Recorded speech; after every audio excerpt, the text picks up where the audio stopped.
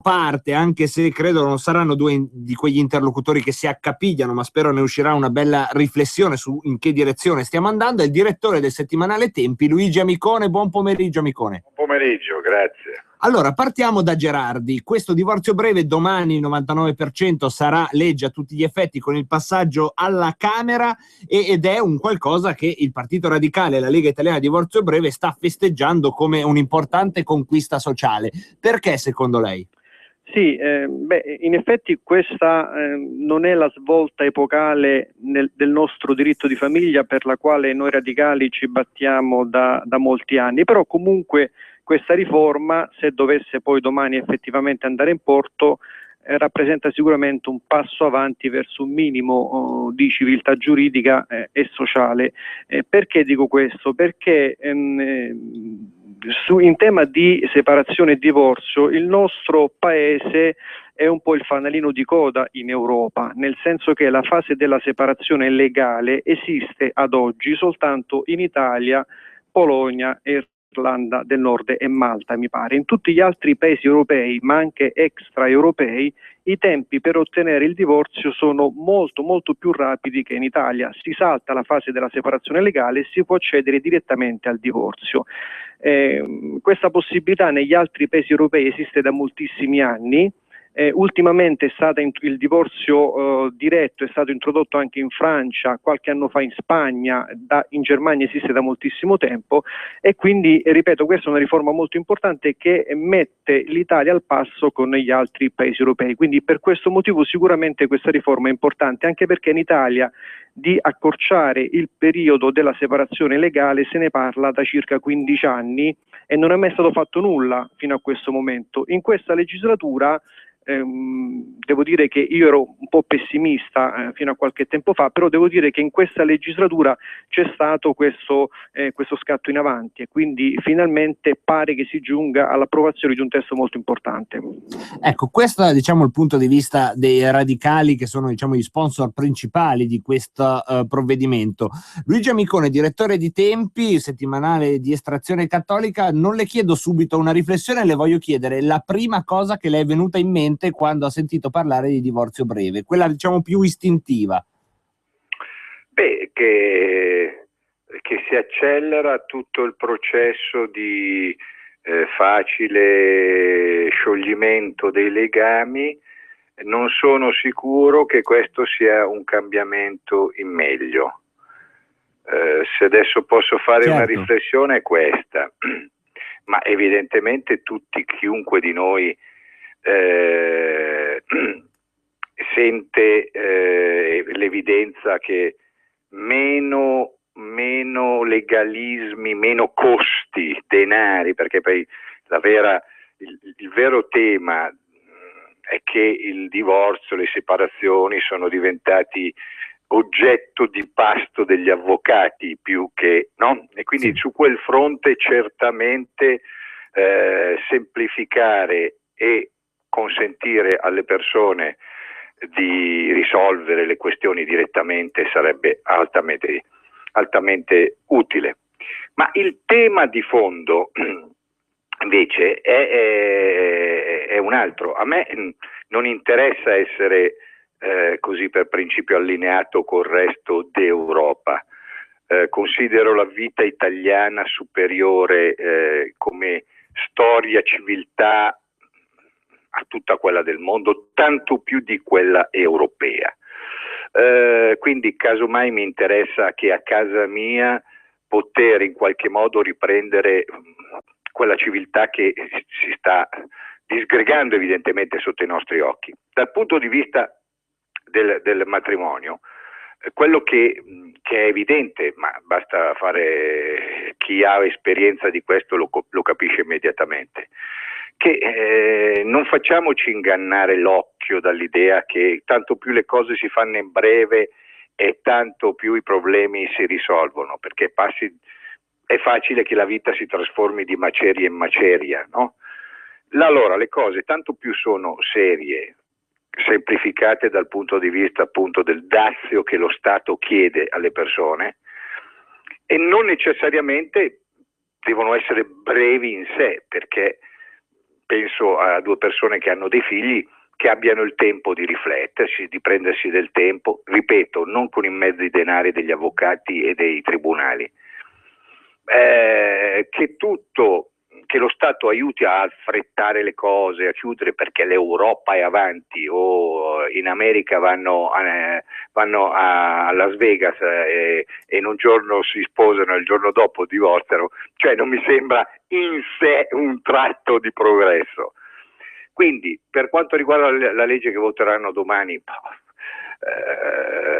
io penso che se dal punto di vista delle lungaggini, della cosa burocratica e dei denari favorisce, bene, ma non è che in sé, perché abbrevi i tempi, è una legge di grande cambiamento che ci avvicina all'Europa. E forse dal punto di vista culturale, diciamo, di ciò che diciamo ai giovani, alle nuove generazioni, diamo un messaggio, secondo me, che non è progressista e anzi è abbastanza stupidotto, e gli diciamo ancora una volta: ma sì, il matrimonio è una pillola che puoi prendere, poi la puoi scaricare sempre più velocemente, quindi non pensare alle responsabilità, tanto c'è il modo per rattopparlo, no? Quindi dal punto di vista psicologico, sociale, non mi sembra un grande messaggio. Per il resto, l'unica cosa positiva che ci trovo è eventualmente questo fatto che lo Stato fuori dai piedi e costi minori, però è solo questo, il resto è più un problema, diciamo. Ecco, io adesso volevo farvi ancora una domanda molto concreta, poi ve ne farò una di principio un po' più provocatoria. Quella concreta però l'ha già anticipata Micone e la faccio a Gerardi. Insomma, dal punto di vista del risparmio, però, le coppie che divorziano non sembrano avere un grande vantaggio, perché è vero, si snellisce la procedura per il consensuale, ma tutti sanno che il consensuale è quello che è sempre costato di meno, mentre non c'è una cosa che sarebbe, penso, sacrosanto e metterebbe d'accordo laici, cattolici, buddisti, induisti, ossia il fatto che nel giudiziale, salvo casi gravi, uno può rappresentarsi senza un avvocato. Sarebbe un qualcosa di estremamente condiviso. C'è questo problema in questa riforma che non tocca la concretezza del portafoglio? Ma diciamo che in tutti i procedimenti civili in Italia e anche in quelli penali vige il principio che si deve essere assistiti da un difensore, quindi se c'è una controversia, se la separazione non è consensuale e quindi nasce un contrasto tra i coniugi e si va in giudizio di fronte al tribunale, è normale che anche in questo tipo di procedimenti ci sia la necessità e l'obbligo dell'assistenza del difensore. Si dovrebbe, per eliminare questo obbligo, giungere ad una revisione complessiva proprio del sistema della procedura civile e di quella penale, ma insomma non penso che sia questo il tema all'ordine del giorno. Io però, se mi permette, volevo un attimo rispondere al direttore Amicone, perché io capisco il suo ragionamento. Lui giustamente dice: a me non interessa allinearmi all'Europa, non è questo, io non baso il mio giudizio su questo aspetto, però il direttore Amicone dovrebbe anche tener conto del fatto che noi viviamo in un sistema ormai dal punto di vista giudiziario altamente interconnesso. Esiste il principio del mutuo riconoscimento all'interno dello spazio giuridico europeo, per cui che succede? Che una coppia che ha i soldi va in Spagna, in Francia e può ottenere il divorzio in 4-6 mesi, e la coppia che non ha i soldi è costretta a rimanere in Italia e quindi aspettare 4-5 anni per ottenere un divorzio. Quindi quello che non si può fare in Italia lo si fa a 1000 chilometri al di là delle Alpi, insomma basta superare il confine. Quindi bisogna anche tener conto del fatto che l'Europa rispetto a 20 o 30 anni fa ha compiuto questi passi sempre più di osmosi dal punto di vista dello spazio giuridico europeo, e quindi anche l'Italia, gioco forza, deve tener conto di questa situazione. Anche il politico, il legislatore italiano deve necessariamente, se è un legislatore responsabile, tenere conto anche di questa situazione. Poi, per quanto riguarda la separazione, anche qui io in linea teorica posso sempre condividere il ragionamento del direttore Amico, nel quale dice ma noi diamo un messaggio, il matrimonio così è una pillola, ci si può divorziare in poco tempo, anche soprattutto ai giovani che si avvicinano a questo istituto, ma questo ragionamento avrebbe una sua validità, una sua fondatezza, se effettivamente la separazione legale, il periodo triennale servisse a qualcosa. Effettivamente questi 3 anni di separazione che vigono in Italia da circa 30 anni, a che cosa sono serviti? Le statistiche ce lo dicono, in questo periodo triennale non c'è una riflessione dei coniugi, non c'è una riconciliazione, tanto è vero che il 98% delle coppie che si separano poi non si riconciliano, non tornano a vivere sotto lo stesso tetto. Quindi se è un periodo burocratico di 3, 4, 5 anni che lo Stato mi impone dall'alto di dover aspettare per giungere a un divorzio e quindi per rifarmi una vita, io lo trovo sinceramente un ostacolo assolutamente ingiustificato e incomprensibile. Allora, scusate, abbiamo 5 minuti e ci tenevo a farvi questa provocazione che non viene da me, ma viene, anzi 3 minuti, mi dice la regia, viene da Giovanardi in persona, quindi partiamo con Amicone. Amicone, dice Giovanardi, se dobbiamo fare il divorzio breve, tanto vale che lo aboliamo il matrimonio. È una provocazione? Se sì, fino a che punto? In 1 minuto e mezzo. Sì, logicamente ci sta, perché evidentemente l'istituzione così si affievolisce, è evidente. È vero anche quello che diceva prima l'amico, cioè che non bisogna essere ipocriti, quindi la logica leguleia dei 3 anni, eccetera, bisognerebbe puntare alla sostanza, no?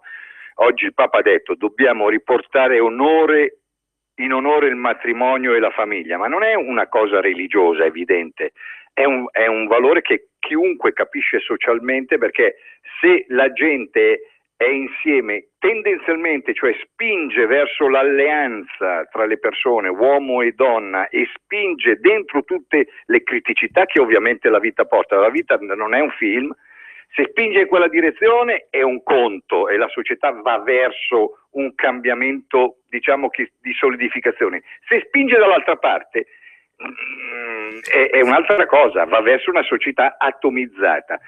Sull'Europa voglio aggiungere questo, giustamente, è per questo che noi diciamo, e spero che anche Radio Padania dica, noi l'Europa la mettiamo in discussione, ma perché non è che volevamo il federalismo, volevamo lo Stato piccolo, fuori leggero, e ci siamo trovati uno Stato enorme che ci dà gli ordini via Bruxelles, passando da Roma, arrivando a noi ultimi, no? Perché qui adesso lo Stato ce l'abbiamo in Europa, lo statone, e lo Stato nostro diventa un appendice. Noi dobbiamo mettere in discussione questa Europa, sono d'accordo. Grazie mille Luigi Amicone, che fa del leghismo laddove io non posso, perché cerco di mantenermi, diciamo, neutrale quando organizziamo queste cose. Gerardi, 1 minuto per la provocazione a lei. Giovanardi dice aboliamolo questo matrimonio. Lei per una volta potrebbe essere d'accordo con Giovanardi, sfrutta l'occasione. Penso che non è ridurre la separazione a 6 mesi o 1 anno che mi porta a dire aboliamo il matrimonio. Il matrimonio è un istituto che deve rimanere in piedi e nel contempo e parallelamente, secondo me, se si certifica che la crisi di coppia è una crisi irreversibile, perché magari un coniuge si è rifatto una vita, un nuovo compagno, magari anche un altro figlio con questo nuovo compagno, ecco, secondo me occorre accelerare, perché poi il divorzio breve aiuta anche alla ricomposizione di nuovi nuclei familiari, quindi io non sono assolutamente contro l'istituto del matrimonio. E devo dire anche su questo, io su Radio Radicale ho sentito anche Matteo Salvini sul tema del divorzio breve e anche Giovanardi, e devo dire che ho trovato un punto di contatto, noi radicali, anche con Giovanardi, sembra paradossale, però noi sosteniamo ad esempio, allora io sono d'accordo con quello che diceva anche Amicone, ossia se c'è una crisi, effettivamente lo Stato può aiutare questa coppia a ritrovarsi, può aiutare questa coppia con un percorso di mediazione serio, effettivo, con gente esperta, con una terapia di coppia, può aiutare questa coppia a uscire da questa crisi coniugale. Insomma, guardare alla sostanza e non fermarsi ai lacci che diventano burocratici. Mi dispiace fermarvi un po' brutalmente, ma penso che entrambi mi capite, perché abbiamo uno spazio pubblicitario da lanciare e giusto il tempo per salutare e ringraziare Luigi Amicone, direttore di Tempi, e Alessandro Gerardi. Grazie mille a entrambi, è stato veramente interessante. Grazie mille. Buongiorno, grazie a voi. Un po' di pubblicità e poi, se tutto va bene, Matteo Salvini, se tutto va bene. Tutta la giornata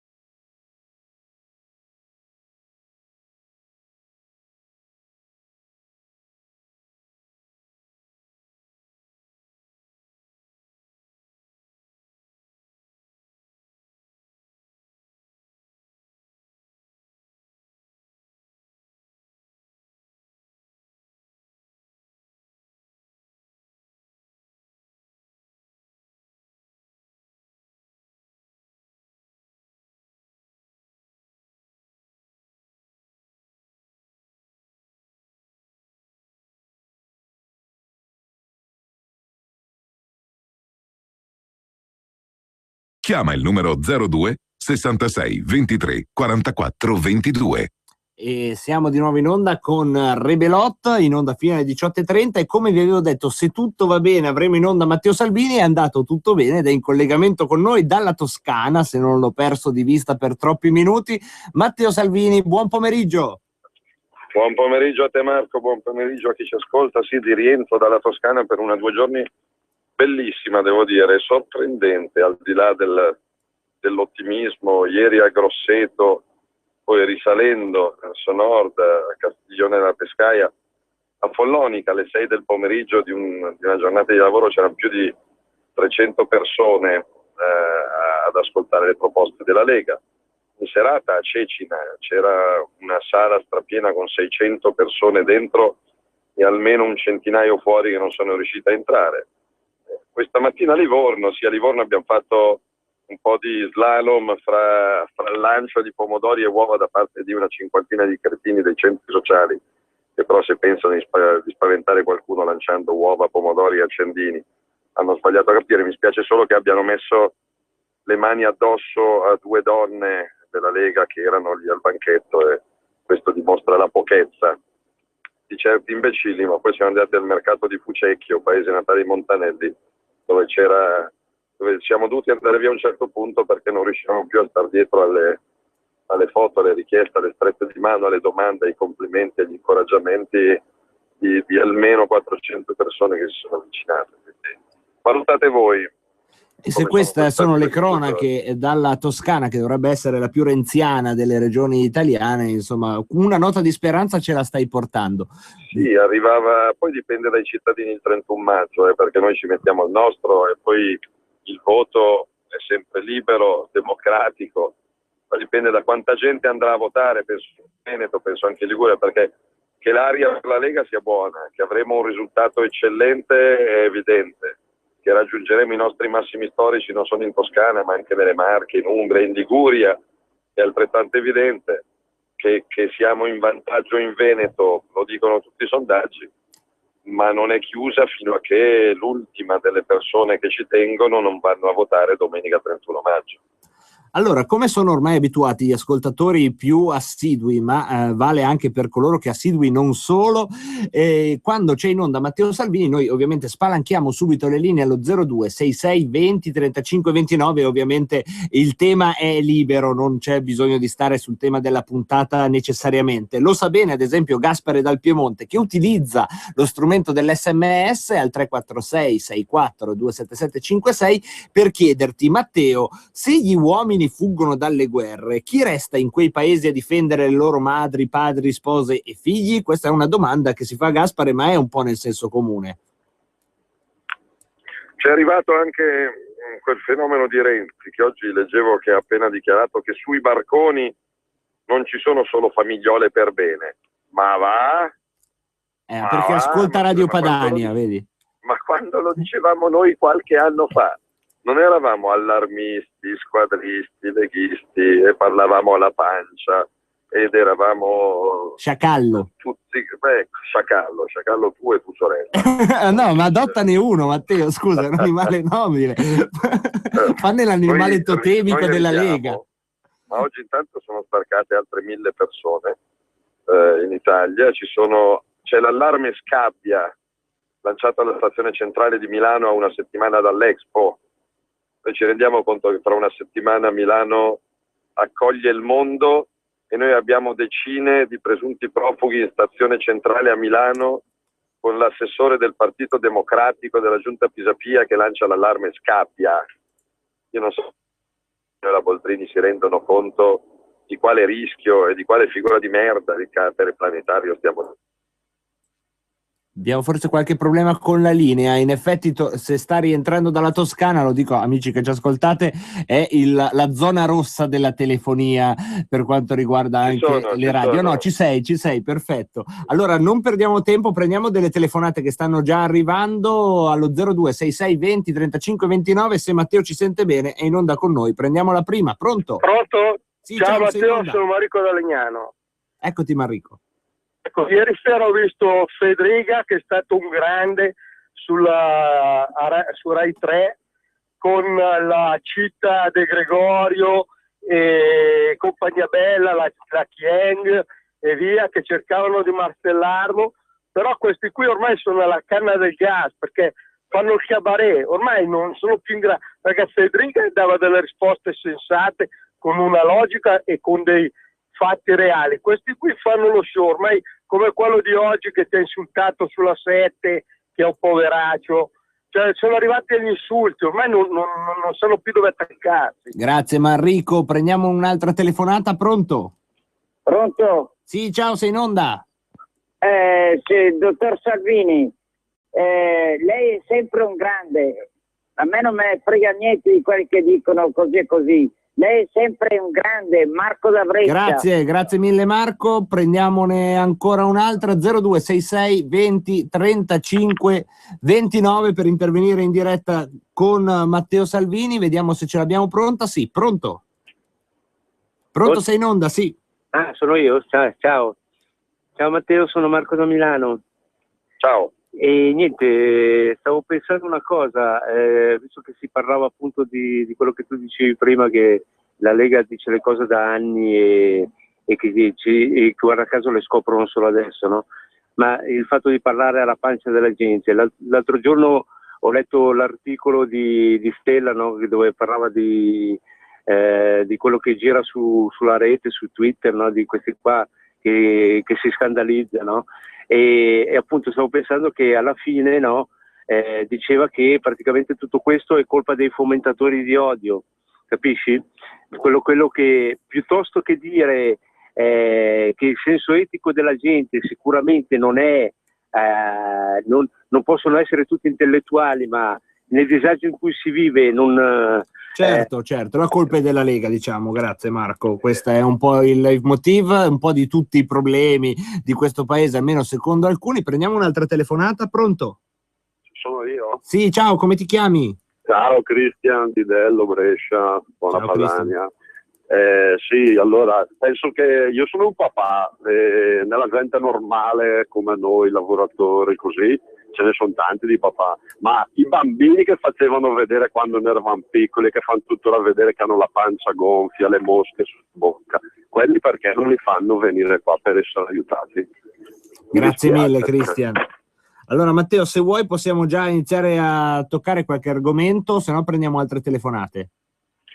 Sì, magari con l'aiuto del regista potremmo anche prendere ascoltatori che non sono mai riusciti a trovare la linea libera della diretta allo 0266203529, anche perché il bello di questi giorni di Toscana, ma non solo di Toscana, penso al Veneto, penso all'Umbria, è che tantissima gente che si sta avvicinando anche questa mattina voterà Lega per la prima volta.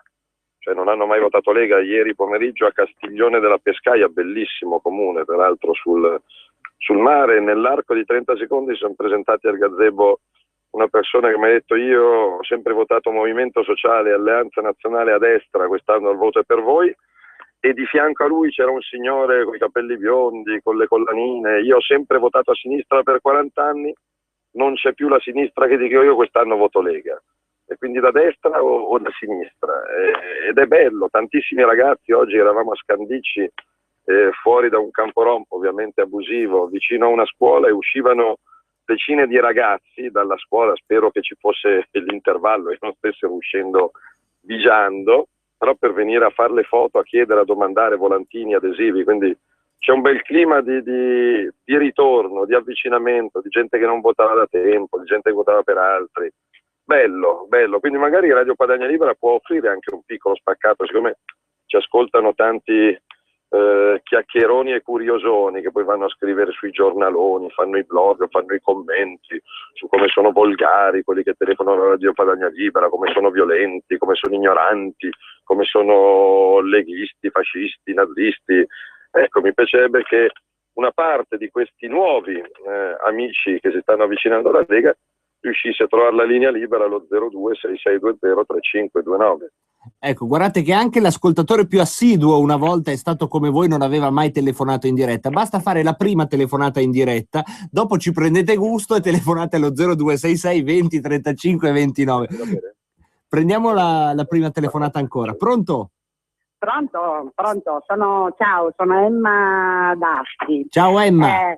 Sì, ascolta, io voglio saltare Matteo Salvini e dirvi una cosa. Allora, prima cosa, sembra che stiamo venendo tutti sulle nostre posizioni a questo punto e che l'idea sia quella di fermare i barconi. Non si capisce ancora se bombardando o bucandoli, non si capisce, però io ho l'impressione che non ce la faranno, perché dato che questi personaggi in Libia sono privi di scrupoli, secondo me useranno gli scudi umani, cioè riempiranno queste barche di queste persone in attesa di partire. Voglio vedere andare a bombardare o a bucare i barconi se sono pieni di gente che è in attesa di partire, questi clandestini, diciamo così, no?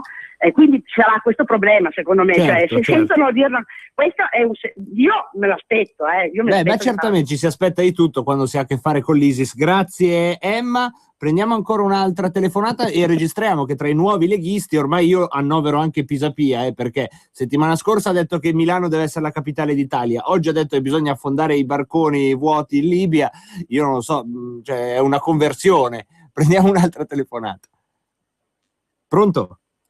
Pronto? Sì, pronto, sei in onda. Sì, salve, buongiorno. Niente, come ti chiami? Chiamo da Piacenza, Corte Maggiore, dove Matteo è stato circa un mese fa. Io sono un amministratore del comune di Corte Maggiore, sono un assessore e volevo mettere all'attenzione il fatto che, come già si ripete da tanto tempo, ormai i comuni sono trattati peggio delle peste da piedi. L'altra sera abbiamo fatto una riunione di gruppo e è una cosa allucinante. Per quest'anno si parla ancora di 150.000 euro in meno per un comune di circa 5.000 abitanti. Qui noi avevamo pensato di fare qualcosa per la popolazione, togliere un minimo di costi sulle tasse, eccetera, ma con queste mazzate qui, io voglio dire, alla fine non puoi più fare niente, altrimenti ti tocca tagliare dei servizi. Grazie mille a questo amministratore che insomma ci ha raccontato che cosa vuol dire il taglio all'ente locale nella sua concretezza. Vuol dire che poi bisogna decidere di tagliare dei servizi. A Corte Maggiore ancora non lo stanno facendo, ma se si va avanti così è la strada obbligata. Vi ricordo, Matteo Salvini è in onda con noi, prendiamo delle altre telefonate, soprattutto se non avete mai chiamato buttatevi, perché è la prima volta quella un po' più difficile, perché uno magari è un po' timido, dice ma no, ma cosa lo dico a fare? Poi dopo non vi preoccupate che le cose vengono da sé. 0266 20 35 29, vediamo se abbiamo una telefonata. Sì, ce l'abbiamo. Pronto? Pronto? Sì, salve, in onda. Salve, sono Gina da Seregno. Volevo sapere prima di tutto Salvini quando viene a Seregno che ci sono le elezioni. Va bene. Poi volevo sapere, stamattina sulla 7 c'era la signora o la signorina Lombardi del Movimento 5 Stelle che ha detto una cosa gravissima, che lei alle ASL è implicato con i dottori che non vogliono curare gli ammalati, i clandestini, e ci sono tutti gli amici di Salvini, una cosa schifosa, una cosa sulla 7 stamattina tutti che l'attaccavano. Insomma, colpa di Salvini, più le ombre sulle ASL, il sistema Salvini sulle ASL. Matteo, come rispondi a questa? Direi che questa... No, ma che ci sono sti grillini che hanno tanto a cuore la sorte dei clandestini, si lamentano del fatto che non ci sono degli amministratori della Lega che giustamente dicono va bene tutto, però prima viene la nostra gente.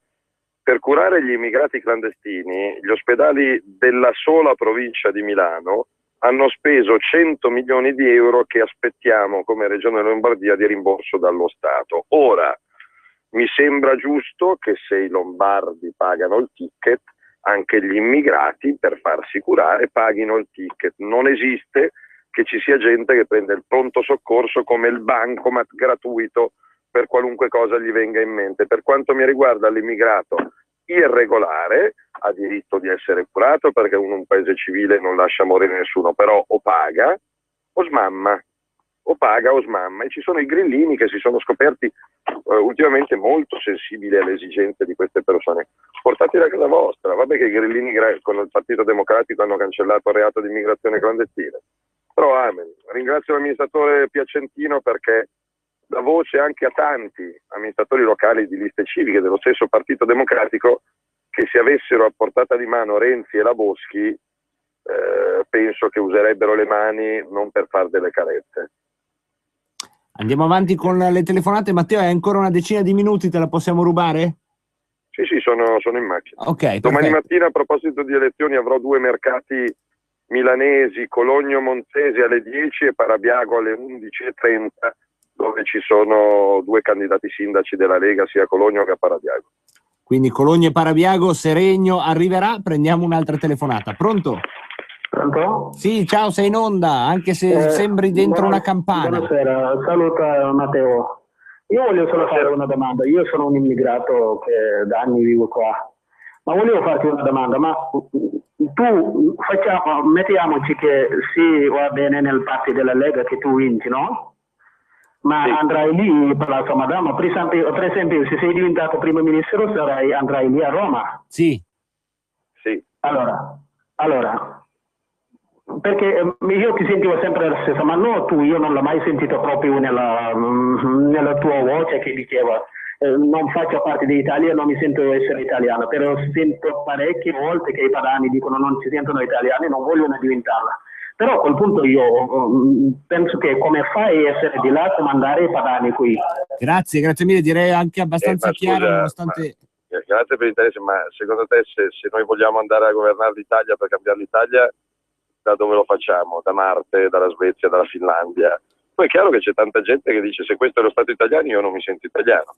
C'era Giorgio Gaber che ben prima delle battaglie leghiste ha fatto una bellissima canzone con cui poi magari Marco chiudi la trasmissione, che non mi sento italiano, perché dipende da che cosa ti dà lo Stato in cambio di quello che ti chiede. Però il nostro obiettivo è andare a governare per cambiare questo paese, nel nome ovviamente sempre dell'autonomia, del federalismo, dell'autogoverno e del diritto all'autodeterminazione dei popoli, che devono poter scegliere come, con chi e da chi farsi governare. Andiamo avanti con le vostre telefonate. 0266 20 35 29. Pronto? Pronto? Sì, ciao, sei in onda. Sì, sono in onda? Come ti chiami? Mi chiamo Guido, telefono da Milano. Eccoti Guido. Dunque un paio di domande. Volevo sapere se l'Italia era obbligata a sottoscrivere il Trattato di Dublino, e nel caso che non fosse stata obbligata, cioè chi è che ha operato questa scelta dei nostri politici che oltretutto non si sono resi conto, o quello che il fautore di questa adesione non si è reso conto che sottoscrivendo questo trattato in pratica è come se ci fossimo, come se l'Italia avessero puntato una pistola alla tempia pronta a sparare. In effetti i risultati li vediamo adesso. Grazie mille Guido, grazie mille. Il Trattato di Dublino adesso è da rivedere anche per Renzi e chi ha il governo. Vabbè, prendiamo un'altra telefonata. Pronto? Pronto? Sì, ciao, come ti chiami? Ciao, sono Gabriele da Legnano. Eccoti, sei in onda con Salvini, Gabriele. Ciao. Io ti domando un incoraggiamento a Matteo e un calcio del culo a Renzi, Alfano, alla Boldrini e a tutte quelle merde che ci sono al governo. Ecco la voce del popolo dei moderati, grazie Gabriele. Prendiamo un'altra. Ovviamente, figurato. Ma certo, affettuoso e figurato, ma ci mancherebbe. Guarda, l'unico con cui riesco sempre a essere poco moderato è la signora Fornero, che ieri ha tenuto una lezione, un seminario all'Università di Bolzano. Ora, io mi domando, anche questi qua che le invitano a fare seminari all'università parlando di pensioni, che faccia e che coraggio hanno. Ieri però la signora bella ha ribadito che la sua riforma la rifarebbe tale quale, ma la dovrebbe spiegare meglio. Quindi secondo lei era un problema di comunicazione. Che non abbiamo capito. Non un problema del fatto che era una riforma del cazzo. Era un problema di comunicazione. E ha chiesto a Renzi continuità, e devo dire che fino a questo momento Renzi gli ha dato ragione, perché la riforma Fornero non l'ha neanche sfiorata. Trattato di Dublino partì nel 2003, quando c'erano ben altre condizioni, non c'erano le guerre e i disastri a cui stiamo assistendo, ed era un principio di medio buonsenso di fronte a una situazione di normalità, ovvero sia chiunque arrivi in un posto lì fa domanda di asilo e gli si ferma. Vista l'emergenza, noi più di una volta abbiamo chiesto di modificarlo. L'ultima volta, questo se lo ricordino bene gli ascoltatori, per ribattere ai fenomeni di sinistra o i grillini che si inventano le robe, l'ultima revisione è stata fatta nel 2013, a giugno 2013, votandola anche a Strasburgo. Io ero presente quel giorno e poi è tutto agli atti, fortunatamente nell'era di internet. Se non erro, il 12 giugno 2013 l'Aula di Strasburgo ha confermato appunto il trattato di Dublino, che prevede che se arrivano in Italia si fermano in Italia. La Lega votò contro, il Partito Democratico votò a favore. del fatto che rimangano in Italia. Quindi se adesso Renzi ha cambiato idea, bene, però è lui che ha cambiato idea. I trattati sono obbligatori? No, non lo ordina al medico di firmare i trattati, il trattato di Schengen, il trattato di Maastricht, e poi soprattutto si possono rivedere. Tu puoi firmare un trattato in un certo momento storico, ma non sono le tavole della Bibbia. I trattati si possono rivedere. Io rivedrei il trattato di Schengen sulla libera circolazione degli uomini, visti i casini che ci sono in Europa, domani mattina. In Francia hanno appena beccato un presunto attentatore. A Ravenna, oggi, non stiamo parlando di 6.000 anni fa, oggi è stato fermato un tunisino spacciatore che si ritiene volesse andare a combattere con il califato islamico. Quindi il problema ce l'abbiamo sul pianerottolo di casa ormai, e nonostante questo oggi sono sbarcate 1.000 persone e i prefetti italiani su ordine di Alfano li stanno piazzando in giro per l'Italia. E questa è un po' una fotografia di come stanno le cose. Noi abbiamo ancora 6 minuti, quindi 2 telefonate al volo. Pronto? Tocca a me? Sì, ciao, sei in onda, come ti chiami? Ciao Marco, ciao Matteo. Io sono Giorgio da Gallarati. Dunque, pronto? Sì, sei in onda, Giorgio. Sei un po' disturbato. Dunque, io potrei capire che gli yazidi e i cristiani, che sono davvero perseguitati, avrebbero tutto il diritto di essere accolti qui da noi. Ma se le guerre scaturiscono da diatribe loro interne, sciiti, sunniti, ISIS che vuole conquistare tutta la zona, eccetera, eccetera, chi deve restare a difendere il loro territorio, le loro case, le loro madri, le loro culture, eccetera, eccetera? Se se ne vanno tutti questi e questi paesi cominciano a diventare un cancro o una malattia contagiosa che contagierà poi tutti gli stati vicini, toccherà a noi europei andare a difendere quelle zone e a purificarle. Seconda cosa, volevo sapere, ma le pulizie dentro nei loro domicili dove vengono accolti devono essere effettuate a carico nostro della nostra collettività o sono loro a farsi da mangiare? Penso la prima che hai detto, Giorgio. Generalmente ci sono le voci di spesa delle cooperative sulle pulizie, sono peraltro tra le voci di spesa che spesso negli scandali erano quelle gonfiate o inesistenti. Prendiamo un'ultima telefonata. Pronto? Salve. Sì, ciao, come ti chiami? Giampaolo, chiamo da Belluno. Eccoti. No, volevo solo chiedere se nel programma vostro c'era anche quello di portare una delle 2 camere a Torino, ad esempio. Dicevo Torino così. Torino, il Senato, ad esempio. Il Senato a Torino, vabbè, a noi piace. Fantasia al potere, Giampaolo. Chi ti dice di no? Matteo, ti pongo proprio quest'ultima questione. Il Senato non a Torino, io lo porterei proprio a Belluno, da dove ci chiama Giampaolo. Ma innanzitutto un saluto a Belluno, alla bellissima terra di montagna, al Cadore che ho visitato pochi giorni fa e che lancia il grido d'allarme: non massacrate la montagna. Però Renzi ha appena istituito l'IMU sui terreni agricoli di montagna, ha raddoppiato l'IVA sul pellet da riscaldamento, ha tolto le agevolazioni sul riscaldamento in montagna, hanno messo l'IMU sulle seggiovie e sulle funivie. Insomma, stanno cercando di far chiudere ospedali e scuole di montagna, mentre se devasti la montagna poi il conto lo paghi in città. E quindi un abbraccio a chi ci ascolta dalla montagna. Io li invidio un po' perché da cittadini mi piacerebbe vivere da quelle parti, con tutti i disagi che ci sono e che questo governo sta disgraziatamente aumentando. Un pezzo di Senato da qualche parte, non lo so, a me interessa che i territori contino, che i comuni non vengano massacrati, che le regioni non vengano massacrate. Dove poi vanno le istituzioni nazionali mi interessa poco. Mi interessa che le istituzioni nazionali permettano ai territori di sopravvivere, e non solo di sopravvivere, di vivere meglio e di autogovernarsi. Quindi la prima riforma che riporterei in discussione alla Camera sarebbe quella finalmente di trasformare l'Italia in un paese federale, cosa che non è mai successo perché ci hanno sempre tirata in lungo e ci hanno sempre fermato sul più bello, portandoci a livelli di civiltà svizzera, austriaca, tedesca, canadese. Chi sbaglia paga, però ognuno si autogoverna. Mentre la questione che poneva Giorgio era una questione relativa a distinguere gli yazidi, ad esempio, che in effetti è nato un genocidio su di loro, mentre altri che in fondo non scappano da pericoli così ma i tre quarti delle persone che sbarcano in Italia non scappano da nessuna guerra. Lo sanno tutti, lo sa Renzi, lo sa Alfano, lo sanno le Caritas, lo sanno le cooperative rosse. 3/4 di queste persone non scappano da nessuna guerra. È semplicemente una forma di immigrazione clandestina di massa organizzata e finanziata, perché a qualcuno conviene, perché a qualcuno serve. Vi vedete in giro per le vostre città? Vi vedete a Milano, a Pordenone, a Torino, a Genova, a Bologna, a Firenze, a Brescia?